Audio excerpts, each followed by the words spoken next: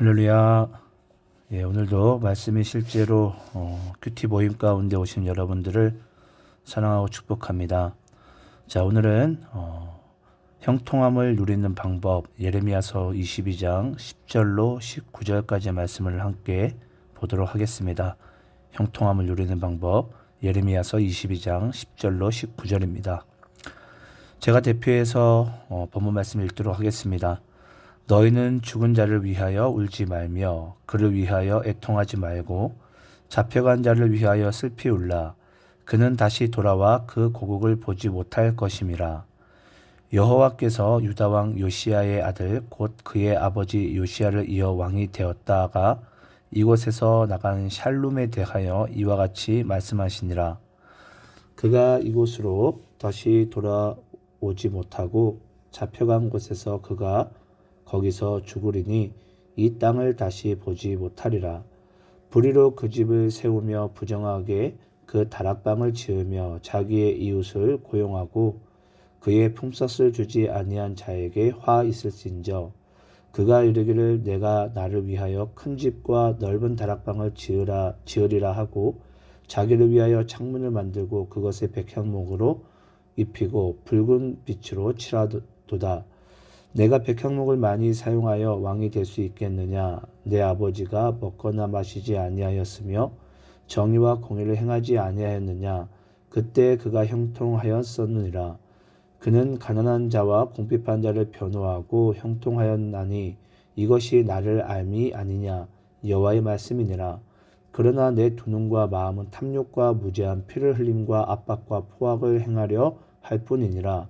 그러므로 여호와께서 유다의 왕 요시야의 아들 여호야김에게 대하여 이와 같이 말씀하시니라. 무리가 그를 위하여 슬프다 내 형제여 슬프다 내 자매여 하며 통곡하지 아니할 것이며 그를 위하여 슬프다 주여 슬프다 그 영광이여 하며 통곡하지도 아니할 것이라. 그가 끌려 예루살렘 문 밖에 던져지고 나귀같이 매장함을 당하리라. 오늘 본문은 남유다의 마지막 두 왕에 대한 말씀이 등장을 하게 됩니다. 오늘 이제 말씀 가운데 이스라엘 왕들에 대한 심판에 대한 메시지가 등장하게 되는데요. 오늘 이 본문 말씀을 통해서 우리는 반드시 알아야 될 사실이 뭐냐면 한 나라의 운명이 왕의 중심과 태도에 따라 달려있구나라는 그 사실을 잊지 말아야 됩니다. 우리 각자는 자신의 삶의 위치에서 어떤 사람은 가장 좁은 범위에서는 우리가 각 가정에서 또 리더가 될 수 있고요. 또 각자의 삶에서 어떤 왕과 리더의 자리 가운데 있는 분이 계실 것입니다. 근데 그 한 나라의 그 공동체의 운명이 왕의 중심과 태도에 따라 달려있음을 하나님께서 오늘 우리에게 말씀을 통해서 하시는데요. 그 중심을 가지고 한번 형통함을 누리는 방법에 대해서 함께 나누도록 하겠습니다. 10절 말씀입니다. 너희는 죽은 자를 위하여 울지 말며 그를 위하여 애통하지 말고 잡혀간 자를 위하여 슬피 울라. 그는 다시 돌아와 그 고국을 보지 못할 것임이라. 이스라엘이 남과 북으로 갈라진 이후에 남유다의 전성기는 요시야 왕 때입니다. 요시야 왕은 이스라엘의 16대 왕인데요. 그는 신앙의 근본적인 기초적인 부분부터 개혁을 시도했고 신앙을 다시 하나님으로부터 세우려고 했던 아주 정말 하나님 보시기에 아름다운 그런 왕이었습니다. 그래서 요시야 왕이 잠시나마 그 왕위를 이제 다스리게 됐을 때에 모처럼 유월절도 나라 가운데 지켜지게 되고 전반적으로 신앙적으로나 모든 부분들에서 분위기가 상당히 좋았습니다. 그러나 이 요시야 왕이 무기토 전투에서 전사를 하게 되고 이 요시야 왕이 죽었을 때에는 이스라엘 전역 가운데 슬픔으로 잠기우게 됩니다. 근데 이 요시야 왕이 죽고 나서 바로 왕위를 이은 자가 바로 여호아하스 왕, 그가 오늘 본문 가운데는 샬룸이라고 등장하게 되는데요. 그 여호아하스 왕 샬룸이라는 왕은요, 자기 아버지를 이어서 약 3개월 동안만 왕위를 계승받게 됩니다. 왜 3개월만 왕위를 받게 되냐면 먼저 이 샬룸 이 왕의 이름을 받은 왕위를 이어받은 그의 이름이 여호아하스 샬룸인데 여러분 샬롬이 아닙니다. 이 샬룸이라는 이 단어는 실룸이라는 단어에서 파생이 되게 되는데 이 보상이라는 단어 뜻을 가지고 있습니다. 보상. 이 보상이라는 뜻을 가진 이름인데 이제 그가 이제 요시야 왕으로부터 아버지로부터 왕위를 넷째 아들임에도 불구하고 왕위를 이어받았지만 뭔가 보상적인 차원에서만 그 왕위를 뭐 이어받았는지 모르겠지만 중요한 것은 그 샬룸이라는 왕이 여호아스라는 왕이 똑같은 인물입니다. 그가 자기 아버지와 같은 그런 왕으로서의 리더로서의 모습이 전혀 있지 않았습니다. 그 증거의 말씀들이 이제 곧 등장하게 되는데요. 11절 12절입니다. 여호와께서 유다 왕 요시야의 아들 곧 그의 아버지 요시야를 이어 왕이 되었다가 이곳에서 나간 샬룸에 대하여 이와 같이 말씀하시니라. 그가 이곳으로 다시 돌아오지 못하고 잡혀간 곳에서 그가 거기서 죽으리니 이 땅을 다시 보지 못하리라. 여러분이 여호아하스 샬룸이라는 왕은요, 나라가 힘들어지자 어디로 내려갔냐면 애굽으로 내려가게 됩니다. 그래서 애굽에게 도움을 요청하고 그들과 계속해서 관계를 맺으려고 시도했던 자입니다. 그러면서 이제 그가 또 결국은 이 애굽에 또 잡혀가게 되는데 여러분 정작 이스라엘이 도움을 요청하고 의지해야 될 대상은 하나님인데 도리어 이 샬룸이라는 왕은 자기 아버지와는 전혀 다르게 애굽을 의지하고 과거 이스라엘 백성들을 하나님께서는 출애굽을 시켜서 가나안 땅에 이렇게 나라를 세우게 하셨는데 도리어 다시 애굽으로 돌아가려는 과거의 모습으로 돌아가려는 그런 모습을 우리는 이 샬룸이라는 왕을 통해서 보게 됩니다. 참 여러분 너무나도 아이러니하고 안타깝지 않습니까? 하나님은 이스라엘 백성들을 겨우 출애굽을 시켜놨더니 다시 애굽으로 돌아가려고 그러고 다시 죄짓는 자리로 돌아가려고 하는 참 그런 안타까운 모습을 우리가 볼 수 있는 것 같습니다. 그래서 여기서 우리는 신앙의 중요한 자세를 좀 엿보아야 됩니다. 그게 뭐냐면 내가 한번 예수 믿고 한번 예수를 의지하기로 작정했다면은 우리는 뒤를 돌아보지 말아야 됩니다. 왜 애굽의 금송아지를 생각하고 세상의 헛된 것을 우리는 돌아보려고 합니까? 괜히 뒤돌아보면 우리 또한 롯의 처와 같이 소금 기둥이 되고 맙니다. 그래서 여러분 우리가 정말 여러분들이 한번 예수 믿기로 작정하시고 정말 예수님을 의지하고 나가기 원하신다면은 저는 여러분들이 끝까지 주를 바라보고 끝까지 주님만 의지하는 그런 여러분들의 삶이 되시기를 간절히 축원합니다. 13절 14절입니다. 불의로 그 집을 세우며 부정하게 그 다락방을 지으며 자기의 이웃을 고용하고 그의 품삯을 주지 아니한 자에게 화 있을진저 그가 이르기를 내가 나를 위하여 큰 집과 넓은 다락방을 지으리라 하고 자기를 위하여 창문을 만들고 그것에 백향목으로 입히고 붉은 빗으로 칠하도다. 여러분 이 샬룸이라는 왕은요 이 백향목을 가지고 왕궁을 짓게 되는데 여러분 당시 이 백향목은 나무가 아주 곧고 단단한 나무였습니다. 그래서 누구든 집을 짓거나 왕궁을 짓게 되면은 그때 당시 사용했던 모든 나무들은 다 백향목이었습니다. 그래서 이 샬룸이라는 왕은 자기 자신을 과시하기 위해서 자기를 위한 집을 백향목으로서 넓게 크게 짓게 됩니다. 어찌 보면 세상 사람들과 같은 그런 기준이기도 합니다. 그런데 여러분 그렇게 산다고 우리가 정말 성공하는 인생이고 우리가 정말 잘 사는 인생일까요? 그렇지 않음을 오늘 말씀 가운데 우리에게 하고 있는데요. 하나님께서 그렇게 살고 있는 샬롬에게 이렇게 이야기를 하고 있습니다. 내가 백향목을 많이 사용하여 왕이 될 수 있겠느냐? 내 아버지가 먹거나 마시지 아니하였으며 정의와 공의를 행하지 아니하였느냐? 그때 그가 형통하였느니라. 여러분 지금 하나님께서 이 샬롬이라는 왕에게 이야기를 하고 있습니다.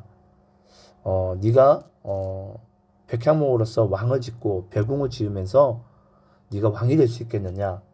도리어 그는 우상 숭배와 음란의 죄 가운데 빠지게 되거든요. 왜 너는 내 아버지 요시야 왕에게 신앙의 좋은 유산을 물려받았음에도 왜 전혀 다른 인생을 살아가느냐?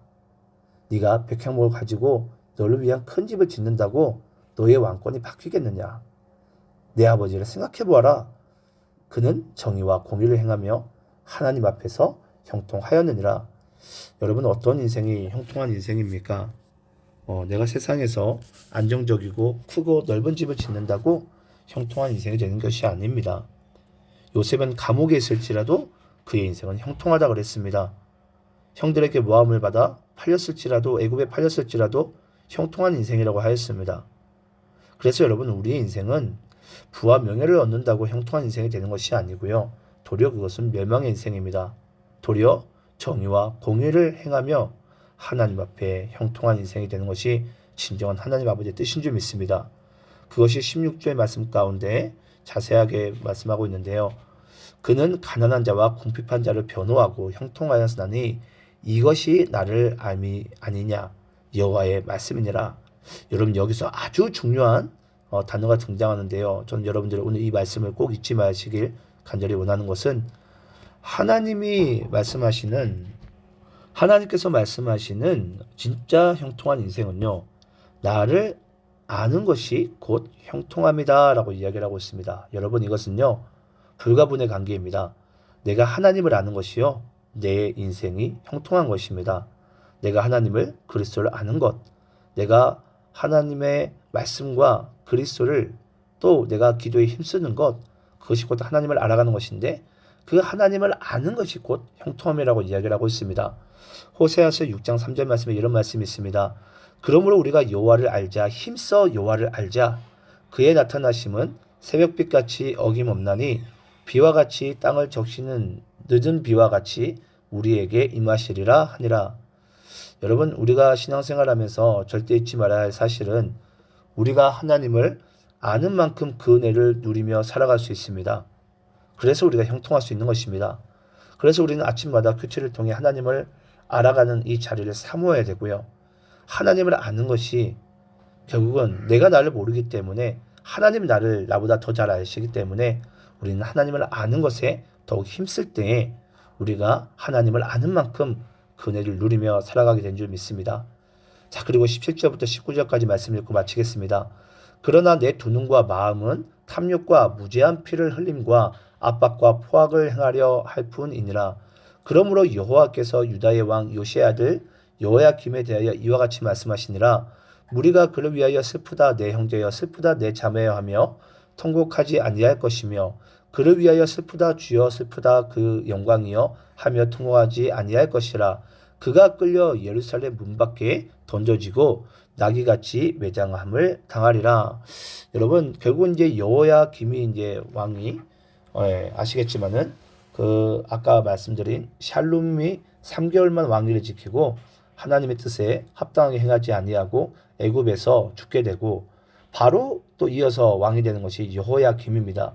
근데 이 여호야김 또한 하나님의 뜻 가운데 이 왕의 자리를 지키지 못하는 것인데요.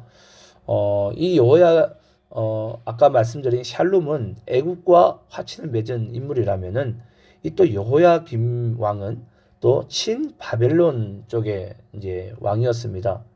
그러니까 결국은 이 요시야 왕이라는 이 아버지는 하나님만을 의지하고 신앙의 정말 개혁을 통해서 다시 원래 하나님께서 원하시는 그런 나라가 세워지는가 했는데 그 아버지가 죽자마자 두 아들은요 한쪽은 애굽에게 또 한쪽은 바벨론을 이렇게 화친을 맺으면서 하나님을 또 등한시하고 또 세상을 향해서 손을 내밀고 세상과 화친을 맺는 그런 모습을 보게 됩니다.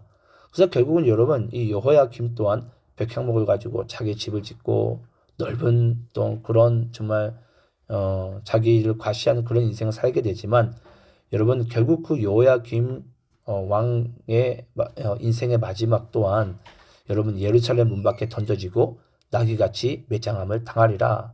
이런 인생으로 결말을 맺게 됩니다. 여러분 오늘 말씀을 정리하자면 이와 같습니다. 과연 우리들의 인생의 형통함은 무엇을 통해서 이루어지는가? 여러분 인생의 형통함은요. 넓은 궁궐을 짓고 돈과 명예를 얻는다고 우리가 형통해지는 인생이 아닙니다. 내가 하나님을 그리스도를 또 말씀을 또 그분을 아는 것이 내 인생의 형통함에 있습니다. 저는 오늘도 여러분들이 주님 안에 거하시고 또 주님으로 인해서 또 주님을 알므로 인해서 전 여러분들의 인생의 형통함이 뒤따르기를 간절히 축원합니다.